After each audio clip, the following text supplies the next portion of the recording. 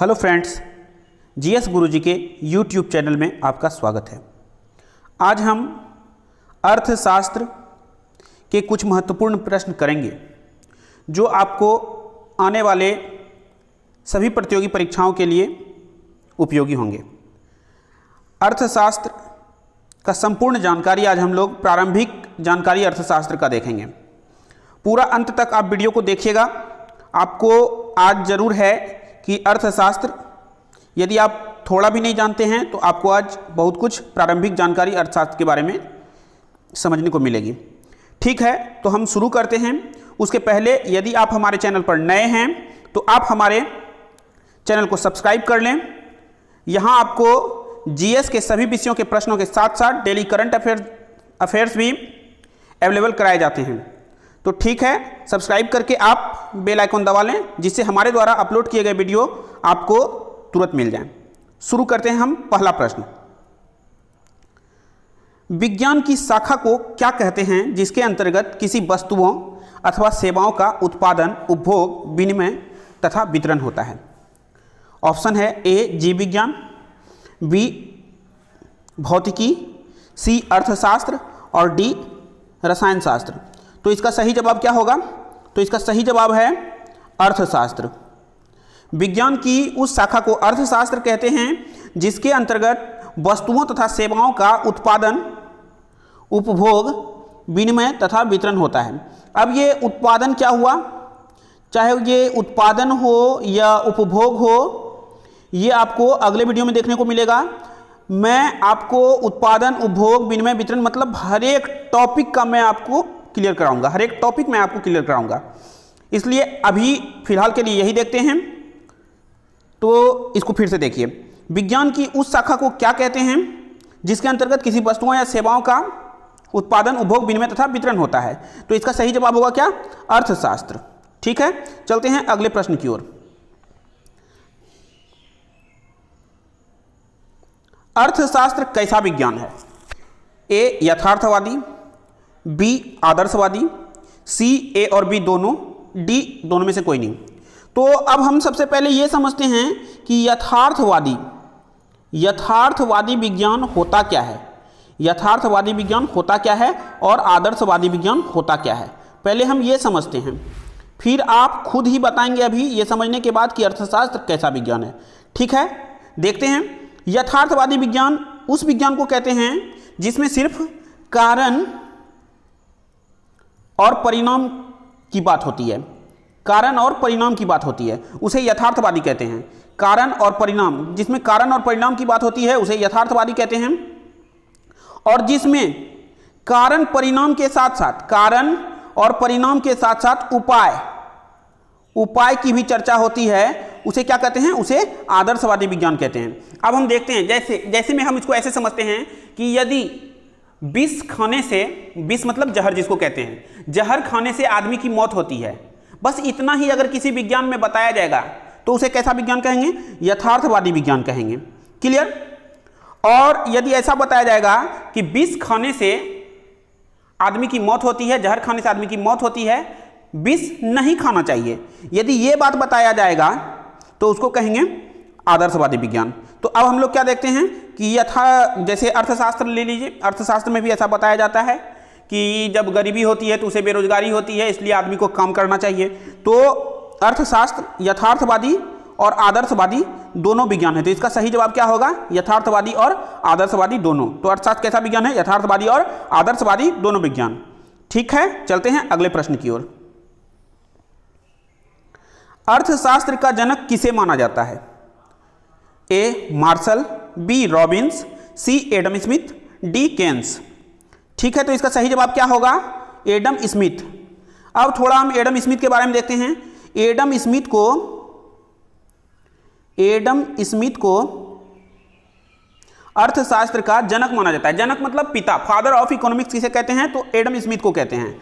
अब आपको आगे प्रश्न जब आप देखेंगे तो आपको थोड़ा आश्चर्य भी होगा कि ये एडम स्मिथ अर्थशास्त्र के जनक हैं, लेकिन ये वास्तविक में अर्थशास्त्र के प्रोफेसर नहीं थे। ये जो पढ़ाते थे, ये जो प्रोफेसर थे वो किसी और सब्जेक्ट के थे। ये जानकर थोड़ा आश्चर्य आपको भी होगा कि ये कैसे हो सकता है कि कोई फादर कहलाता है उस सब्जेक्ट का और वो उस सब्जेक्ट का मतलब अध्यापक भी नहीं है, प्राध्यापक भी नहीं है। ठीक है, तो इसका सही जवाब क्या होगा? Adam Smith. एडम स्मिथ का जन्म कब हुआ था? अच्छा, वो आगे के वीडियो में आपको मिलेगा। ठीक है, चलते हैं अगले प्रश्न की ओर। अर्थशास्त्र नामक पुस्तक किसके द्वारा लिखी गई है? ये बहुत सारे कॉम्पिटिटिव एग्जाम्स में ऐसा देखा गया है कि ये पुस्तक कई बार पूछा गया है। क्या अर्थशास्त्र नामक पुस्तक किसके द्वारा लिखी गई है? ए एडम स्मिथ, बी कौटिल्य, सी मार्शल, डी रॉबिन्स। तो इसका सही जवाब क्या होगा? तो इसका सही जवाब होगा बी कौटिल्य। कौटिल्य के द्वारा यह अर्थशास्त्र नामक पुस्तक लिखी गई है। अब कौटिल्य का दूसरा नाम कौटिल्य कौन थे? तो कौटिल्य को आप बहुत अच्छे तरीके से जानते हैं। कौटिल्य को ही चाणक्य कहते हैं। चाणक्य उनका दूसरा नाम था और उनका एक और नाम था, तो क्या था? विष्णुगुप्त। चाणक्य, कौटिल्य या विष्णुगुप्त सब एक का ही नाम था और इन्हीं के द्वारा अर्थशास्त्र पुस्तक लिखी गई है। अब कौटिल्य के बारे में मतलब चाणक्य या विष्णुगुप्त के बारे में आपको मैं थोड़ा ये बता देता हूं कि ये चाणक्य जो थे वो चंद्रगुप्त मौर्य के दरबार में प्रधानमंत्री भी थे और चंद्रगुप्त मौर्य के वो गुरु भी थे। अब चंद्रगुप्त मौर्य तो वो हिस्ट्री में आते हैं, चंद्रगुप्त मौर्य, तो उनके बारे में आपको हिस्ट्री वाले सर जरूर बताएंगे। ठीक है, तो हम चलते हैं अगले प्रश्न की ओर। अगला प्रश्न है वेल्थ ऑफ नेशन किसके द्वारा लिखी गई पुस्तक है? सबसे पहले आप ये जान लीजिए कि ये जो वेल्थ ऑफ नेशन है इसका पूरा नाम वेल्थ ऑफ नेशन नहीं होता है। इसका पूरा नाम है an inquiry into the nature and causes of wealth of nation. तो मैंने शॉर्ट में इसको लिखा है वेल्थ ऑफ नेशन, और हालांकि सारे एग्जाम्स में, सारे कॉम्पिटिटिव एग्जाम्स में भी यही आते हैं वेल्थ ऑफ नेशन। तो वेल्थ ऑफ नेशन किसके द्वारा लिखी गई पुस्तक है? तो वेल्थ ऑफ नेशन ऐसे प्रकाशित जब हुई थी तो वो 1776 में प्रकाशित हुई थी। ठीक है, 1776 में। तो ये किसके द्वारा लिखी गई है? ए Keynes, B Marshall, C Adam Smith, D Samuelson. तो इसका सही जवाब होगा Adam Smith. Wealth of nation किसके द्वारा लिखी गई पुस्तक है? तो एडम स्मिथ के द्वारा लिखी गई पुस्तक है। ठीक है, चलते हैं अगले प्रश्न की ओर। अर्थशास्त्र का जन्म कब से माना जाता है? ए 5 मार्च 1776, बी 6 मार्च 1776, सी 7 मार्च 1776, डी 8 मार्च 1776। तो इसका जो सही जवाब होगा वो होगा 6 मार्च 1776। अब ये क्यों 6 मार्च 1776 होगा? क्यों 6 मार्च 1776 होगा? तो अभी हमने देखा कि वेल्थ ऑफ नेशन जिसका पूरा नाम था an inquiry into the nature and causes of wealth of nation, वो कब प्रकाशित हुई थी? तो 1776 ईस्वी में प्रकाशित हुई थी। तो और ये जो 6 मार्च है, ये 6 मार्च को ही वेल्थ ऑफ नेशन, 6 मार्च 1776 ईस्वी को वेल्थ ऑफ नेशन प्रकाशित हुई, जिसके बाद से ही अर्थशास्त्र का जन्म माना जाता है। तो इसका सही जवाब होगा 6 मार्च 1776। चलते हैं अगले प्रश्न की ओर। अगला प्रश्न है वेल्थ ऑफ नेशन का प्रकाशन किस वर्ष हुआ था? ए 1776, बी 1772, सी 1773, डी 1775। तो इसका सही जवाब अभी मैंने आपको तुरंत कराया है, 1776 होगा। 6 मार्च 1776 ईस्वी को वेल्थ ऑफ नेशन का प्रकाशन हुआ। और वेल्थ ऑफ नेशन के लेखक कौन हैं? तो वेल्थ ऑफ नेशन के लेखक हैं एडम स्मिथ, जिन्हें क्या कहते हैं? तो एडम स्मिथ को ही फादर ऑफ इकोनॉमिक्स कहते हैं। मतलब इकोनॉमिक्स, अर्थशास्त्र के जनक, अर्थशास्त्र के पितामह, अर्थशास्त्र के पिता किसे कहते हैं? तो एडम स्मिथ को कहते हैं। तो इसका सही जवाब होगा 1776। चलते हैं अगले प्रश्न की ओर। अर्थशास्त्र को मुख्य रूप से कितने भागों में विभाजित किया गया है? सबसे पहले हम ऑप्शंस को पढ़ते हैं। ए 2, बी 3, सी 4, डी 5। तो इसका सही जवाब होगा 2। अर्थशास्त्र को मुख्य रूप से 2 भागों में विभाजित किया गया है। तो हम देखते हैं अर्थशास्त्र वो कौन कौन भाग है, ये हम थोड़ा देखते हैं। इसके 2 भाग कौन कौन हैं? तो इसके एक भाग हैं जिसे माइक्रो और दूसरा भाग है मैक्रो। ये माइक्रो क्या होता है? तो इसे भी मैं आपको बता देता हूं। तो माइक्रो कहते हैं किसको? व्यष्टि अर्थशास्त्र। और मैक्रो किसे कहते हैं? बस आई और ए का अंतर है। मैक्रो किसे कहते हैं? वो कहते हैं समष्टि अर्थशास्त्र। अब माइक्रो व्यष्टि अर्थशास्त्र, और इसे लघु अर्थशास्त्र भी कहते हैं, लघु अर्थशास्त्र, और इसे बृहत अर्थशास्त्र कहते हैं। तो ये किन्होंने बांटा था? तो अर्थशास्त्र को दो भागों में रैगनर फ्रिश ने बांटा था। रैगनर फ्रिश नाम याद रखिएगा, रैगनर फ्रिश, ये कई बार एग्जाम्स में आए हुए प्रश्न हैं। रैगनर फ्रिश ने बांटा था अर्थशास्त्र को दो भागों में। और दो भाग कौन कौन है? तो व्यष्टि अर्थशास्त्र और समष्टि अर्थशास्त्र। चलते हैं अगले प्रश्न की ओर। अर्थशास्त्र संपत्ति का विज्ञान है, यह कथन किसका है? तो अभी हम ऑप्शंस पहले देखते हैं। A Keynes, B Marshall, C Adam Smith and D Samuelson. तो इसका सही जवाब होगा एडम स्मिथ। एडम स्मिथ ने अर्थशास्त्र को धन का विज्ञान कहा था। उन्होंने ही कहा था अर्थशास्त्र संपत्ति का विज्ञान है। ठीक, तो इसका सही जवाब होगा एडम स्मिथ। चलते हैं अगले प्रश्न की ओर। किसके अनुसार अर्थशास्त्र का साधन तथा साध्य धन ही है? अभी हमने तुरंत देखा कि अर्थशास्त्र में संपत्ति को ही सब कुछ किसने माना है? एडम स्मिथ ने। तो इसका भी सही जवाब क्या होगा? Adam Smith. एडम स्मिथ के अनुसार अर्थशास्त्र संपत्ति का विज्ञान है, उसमें साधन भी संपत्ति, साधन भी धन है और साध्य भी, लक्ष्य भी धन ही है। ठीक, तो इसका सही जवाब होगा एडम स्मिथ। चलते हैं अगले प्रश्न की ओर। एडम स्मिथ ने मानव को कितने भागों में विभाजित किया है? पहले मैं आपको ये बता देता हूं, ये हम लोग जो पढ़ रहे हैं ये प्रारंभिक अर्थशास्त्र है। ये आपको मतलब अगर आप अर्थशास्त्र में कुछ नहीं जान रहे हैं तो ये वीडियो आपको जरूर देखना चाहिए, इससे आपको अर्थशास्त्र में बहुत कुछ सीखने को मिलेगा। एडम स्मिथ ने मानव को कितने भागों में विभाजित किया है? 11वां प्रश्न है, देखते हैं इसका ऑप्शंस 2, 3, 4, 5। तो एडम स्मिथ ने मानव को दो भागों में विभाजित किया है, दो भागों में। अब एडम स्मिथ के अनुसार मानव कैसे कैसे होते हैं, वो दो भाग कौन कौन हैं? तो याद रखिएगा उन्होंने दो भाग कौन कौन बांटा? तो आर्थिक मानव और दूसरा भाग क्या? गैर आर्थिक मानव। अब ये आर्थिक और गैर आर्थिक क्या हुआ, इसे हम लोग थोड़ा समझते हैं।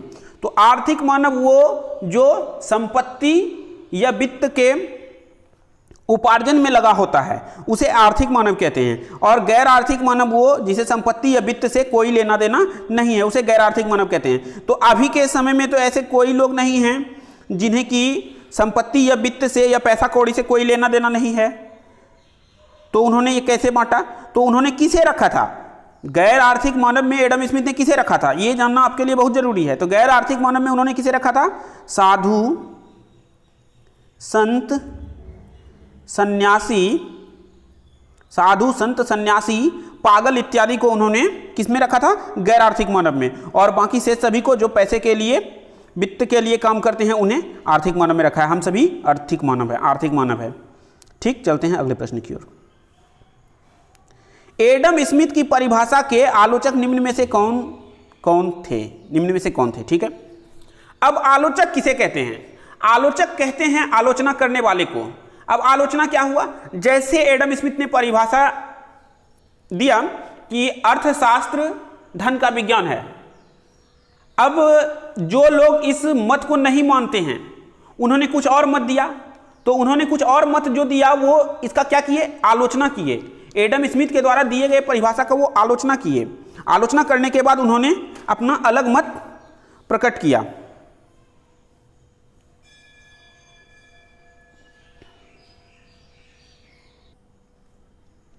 अगला प्रश्न है, एडम स्मिथ की परिभाषा के आलोचक निम्न में से कौन थे? ए रस्किन, बी विलियम मॉरिस, सी कार्लाइल, डी इनमें से सभी। तो पहले हम समझते हैं आलोचक होता क्या है। आलोचक कहते हैं आलोचना करने वाले को। जैसे एडम स्मिथ ने परिभाषा दिया कि अर्थशास्त्र संपत्ति का विज्ञान है, जो लोग इस मत को नहीं मानते हैं वो क्या किए? पहले एडम स्मिथ की परिभाषा का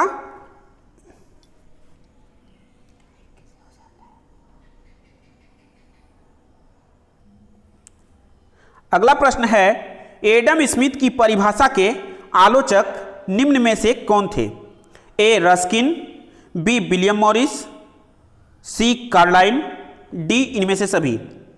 तो इसका जो सही जवाब होगा वो जानने से पहले हम ये जानना चाहते हैं कि आलोचक होता क्या है। तो आलोचक क्या है ये पहले आप समझिएगा। आलोचक कहते हैं आलोचना करने वाले को। तो अब आलोचना करने वाला क्या हुआ? जैसे एडम स्मिथ ने यह परिभाषा दिया कि अर्थशास्त्र धन का विज्ञान है। हम अभी तुरंत ऊपर में पढ़े कि अर्थशास्त्र धन का विज्ञान है या संपत्ति का विज्ञान है। ये किसके द्वारा कहा गया? एडम स्मिथ के द्वारा। तो जो लोग इस मत को नहीं मानते हैं कि अर्थशास्त्र धन का विज्ञान है, वो पहले एडम स्मिथ की परिभाषा का आलोचना किए और उसके बाद वो अपना मत प्रकट किए। तो इनके आलोचक में मैं आपको बता देता हूं, रस्किन भी उनके आलोचक थे, विलियम मॉरिस भी उनके आलोचक थे, कार्लाइल भी उनके आलोचक थे। तो इसका सही जवाब होगा इनमें से सभी। एडम स्मिथ की धन संबंधी जो धारणा थी कि अर्थशास्त्र धन का विज्ञान है, उसके आलोचक रस्किन, विलियम मॉरिस तथा कार्लाइल, ये तीनों थे। तो इसका सही जवाब होगा इनमें से सभी। चलते हैं अगले प्रश्न की ओर।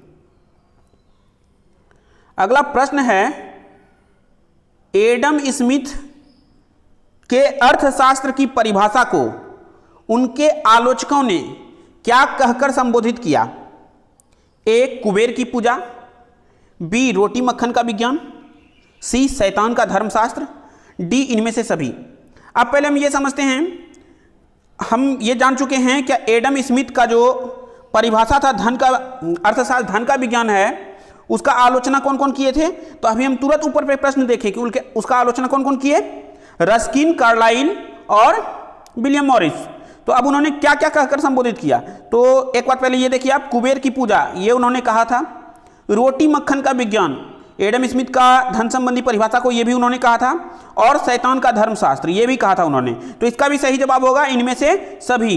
कुबेर की पूजा, रोटी मक्खन का विज्ञान, शैतान का धर्मशास्त्र, एडम स्मिथ की परिभाषा को आलोचकों ने यही सब कहकर संबोधित किया। ठीक है, इसका सही जवाब इनमें से सभी होगा। चलते हैं अगले प्रश्न की ओर। एडम स्मिथ किस विषय के प्रोफेसर थे? अभी तुरंत मैंने आपको ऊपर पे बताया था वीडियो शुरू करने के पहले कि एडम स्मिथ पिता अर्थशास्त्र के थे, लेकिन वो जो प्रोफेसर थे वो किसी और सब्जेक्ट के थे। ए, अर्थशास्त्र, बी, तर्कशास्त्र, सी, भौतिकी, डी, वनस्पति शास्त्र। तो इसका सही जवाब होगा तर्कशास्त्र। तर्कशास्त्र जिसको कि लॉजिक कहते हैं, और वही फिलॉसफी होता है, दर्शन शास्त्र भी उसी को कहते हैं, वो आगे जाकर दर्शन शास्त्र हो जाता है।